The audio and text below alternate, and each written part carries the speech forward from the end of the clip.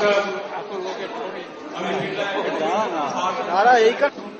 অনুরোধ করবো যে আমাদের এই অনুষ্ঠান শুরু হওয়ার আগে আমি চাইব যে আমাদের যারা উপস্থিত আছেন তারা একটু একটু করে এই প্রদর্শনী সম্পর্কে কিছু বলুন।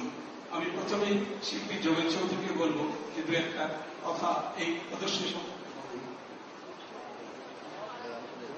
নমস্কার। তারপরে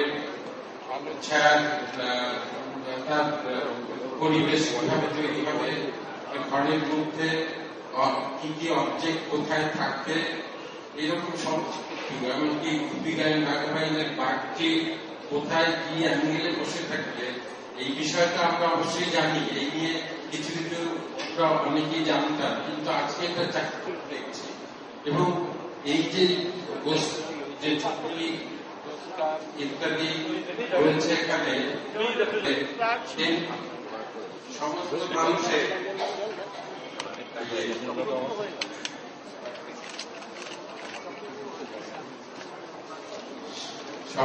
মানুষের কাছে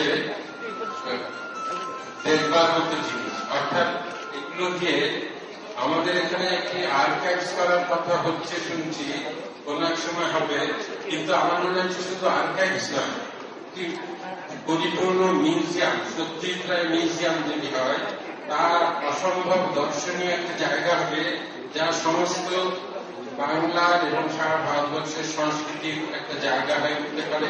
আজকে সমস্ত পৃথিবী সত্যিকারকে চিনে, তারা আসবে দেখতে কিভাবে একজন অসাধারণ ব্যক্তিত্ব, ফিল্ম ব্যক্তিত্ব কিভাবে ফিল্মের সঙ্গে যুক্ত হয়ে কাজ করে গেছে।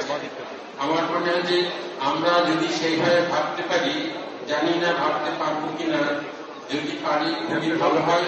আজকে সত্যিকার সোসাইটি আছে, তারা তাদের প্রচেষ্টায় কিছু করার চেষ্টা করছেন। আমার মনে হয় আরো বৃহত্তর কিছু করা যায় কিনা, যেখানে এইসব জিনিসগুলোকে রাখা যায়। আর আমরা